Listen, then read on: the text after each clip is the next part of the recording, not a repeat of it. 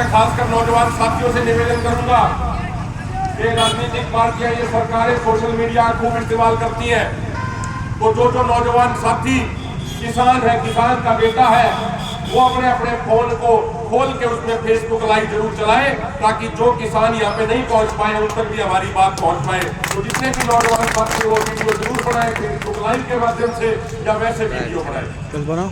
मेरे किसान भाइयों, मैं आपको एक ताजा उदाहरण देता हूँ। कर दो, तुम भी लाइव कर दो। अभी पूरे देश के अंदर हम ना भारत अमेरिका कर दो लाइव, जो व्यापार फेसबुक पे लाइव को लेकर चर्चाएं चल रही है। सौरभ तुम भी चलाओ, मैं आपके चला सुनते भैया फेसबुक पे लाइव। राहुल 2014 से पहले जब कांग्रेस की सरकार थी और भाजपा वाले विपक्ष में होते थे, तो उस समय कांग्रेस की सरकार उन मुक्त व्यापार समझौतों पे हस्ताक्षर करने का प्रयास करती थी और भारतीय जनता पार्टी के लोग उन मुक्त व्यापार समझौतों का विरोध करते थे और ये कहते थे कि भाई संसद के अंदर इसके लेकर चर्चा होनी चाहिए पहले से। लेकिन समय का काल चक्कर घूमा, 2014 में भारतीय जनता पार्टी वाले सत्ता में आ गए और कांग्रेस वाले विपक्ष में चले गए।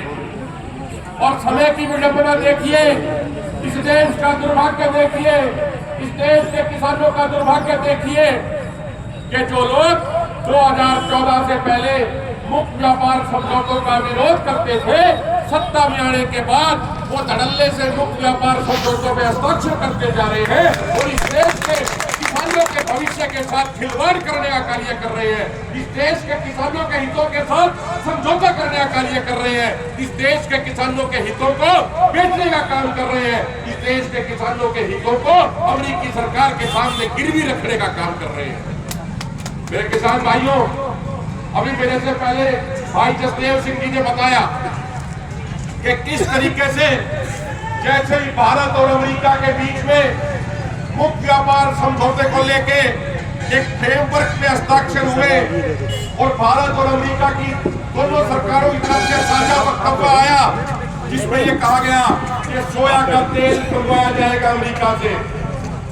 मक्के से इथेनॉल बनाने के बाद जो उसके अवशेष बचेंगे, जो रेजिड्यू बचेगा, वो ड्राइड डिस्टिलरी ग्रेन के तौर पे, एनिमल फीड के तौर पे मंगवाया जाएगा। तो आपने उसका नतीजा प्रैक्टिकल में देखा कि वो फ्रेमवर्क पे हस्ताक्षर होते ही सोयाबीन और मक्के के दाम और भी ज्यादा गिर गए। मेरे किसान भाइयों, मैं आपसे एक निवेदन करना चाहता हूँ, एक प्रार्थना करना चाहता हूँ। हमें एक चीज समझने की जरूरत है और जब तक हम वैचारिक तौर पे उस चीज को नहीं समझेंगे, तब तक हम मजबूती से लड़ाई नहीं लड़ पाएंगे। हम किन वजहों से इस मुक्त व्यापार समझौते का विरोध कर रहे हैं, ये जानना और ये समझना बड़ा जरूरी है। मेरे किसान भाइयों, हमारी मांग है कि एमएसपी पे खरीद की गारंटी का कानून बनाया जाए, लेकिन सरकार वो कानून बनाने की बजाय उल्टा बाहर से कृषि उत्पाद मंगवाने की तैयारी कर रही है। आप सोचिए कि अगर अमेरिका से कृषि उत्पाद आएंगे, बहुत सस्ते रेट में आएंगे, तो हमारे यहाँ के किसानों की फसलों को कौन खरीदेगा भाई? आप इस बात को समझिए। अमेरिका के अंदर एक किसान को वहां की सरकार 60 लाख से लेकर 80 लाख रुपए तक की सालाना सब्सिडी देती है। अभी अगर दिसंबर 2025 की बात करूं, तो अमेरिका की सरकार ने सिर्फ एक महीने में अपने किसानों के लिए 12 बिलियन US डॉलर यानी लगभग 1 लाख करोड़ रुपए की डायरेक्ट मदद अपने किसानों को दी। 1 लाख करोड़ रुपए उनके खातों में भेज दिया फसलों के नुकसान की भरपाई के लिए। मेरे किसान भाइयों, जिन किसानों को साल में 60 लाख से 80 लाख रुपए तक की सब्सिडी मिलती हो, तो उन किसानों को इस बात से कोई फर्क नहीं पड़ता कि उनकी फसल किस रेट में बिकी, क्योंकि अमेरिका के किसानों की आमदनी तो सब्सिडी से होगी। वहीं दूसरी तरफ भारत में किसान को औसतन सालाना परोक्ष और अपरोक्ष तौर पे दोनों मिला ले तो मात्र 14,000 रुपए की सब्सिडी मिलती है। तो भारत के किसान की आमदनी सब्सिडी से नहीं होती, भारत के किसान की आमदनी फसल बेच के उसका मूल्य प्राप्त करने से होती है। तो अमेरिका के किसान को तो सब्सिडी मिल गई, उसको इस बात से कोई फर्क नहीं पड़ता कि उसकी फसल कितने में खरीदी गई। अगर वहां से उनके किसानों से कोई 1800 रुपए 1600 रुपए प्रति क्विंटल के हिसाब से भी गेहूं खरीद लेगा तो उनको कोई फर्क नहीं पड़ता, उनको कोई नुकसान नहीं होता। उसके बाद अमेरिका की सरकार उस सस्ते अनाज को हमारे देश के अंदर लाएगी, ये इस मुक्त व्यापार समझौते में तय किया जा रहा है। और आप सोच के देखिए कि अगर बाहर से 1800-1900 रुपए प्रति क्विंटल के हिसाब से गेहूं आ गया तो आपका और हमारा गेहूं एमएसपी के ऊपर यानी 2425 रुपए प्रति क्विंटल के हिसाब से कौन खरीदेगा? क्या खरीदेगा कोई? आप सोचिए इस बात को। अगर अमेरिका से 1700 रुपए प्रति क्विंटल के भाव से गेहूं आ गया तो क्या हमारे किसानों को गेहूं पे एमएसपी मिलेगा? क्या भाव खड़ा करके बताइए, मिलेगा? नहीं मिलेगा, नहीं मिलेगा, नहीं मिलेगा। तो ऐसा समझौता हमारी सरकार कर रही है। मेरे किसान भाइयों, हमारे देश के कृषि मंत्री माननीय शिवराज सिंह चौहान जी का ये लोकसभा क्षेत्र है। जब आदरणीय जगदीश सिंह डल्लेवाल जी आमरण पे थे तो केंद्र सरकार की तरफ से बातचीत करने के लिए माननीय शिवराज सिंह चौहान जी, माननीय पीयूष गोयल जी, माननीय प्रहलाद जोशी जी 3 कैबिनेट मंत्री आते थे। और हमारे कृषि मंत्री माननीय शिवराज सिंह चौहान जी बड़े दावे के साथ कहते थे कि एमएसपी थी, एमएसपी है और एमएसपी रहेगी।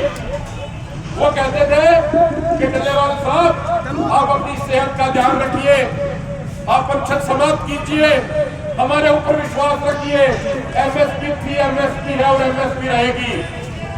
लेकिन मैं पूछना चाहता हूं माननीय शिवराज सिंह चौहान जी से कि जिस प्रदेश में आपका जन्म हुआ, जिस प्रदेश के अंदर आप 18 सालों तक मुख्यमंत्री रहे, उस प्रदेश के अंदर मक्का मात्र 1200 रुपए प्रति क्विंटल में बिक रहा है।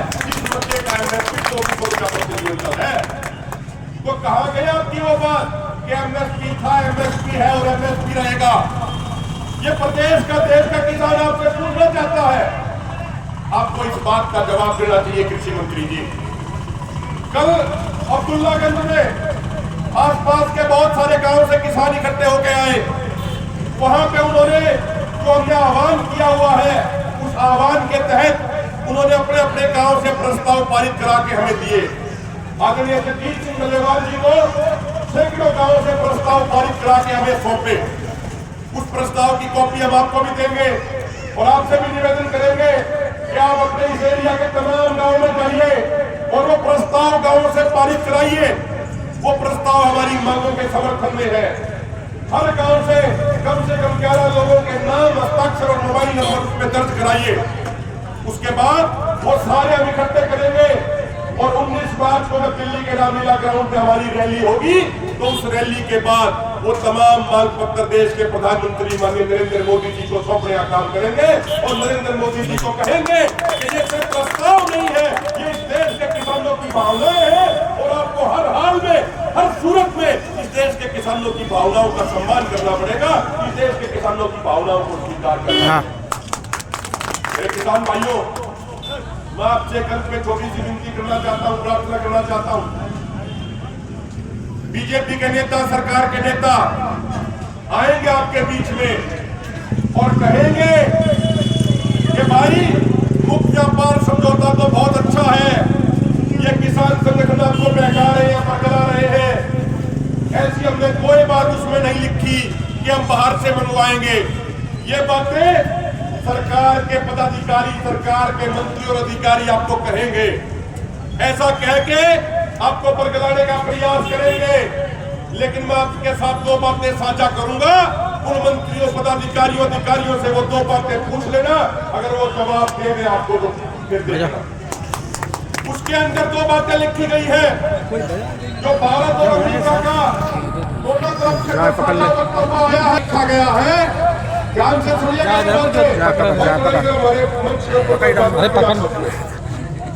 उसके अंदर लिखा गया है कि India will eliminate or reduce tariff on all US industrial goods and a wide range of US agricultural food products।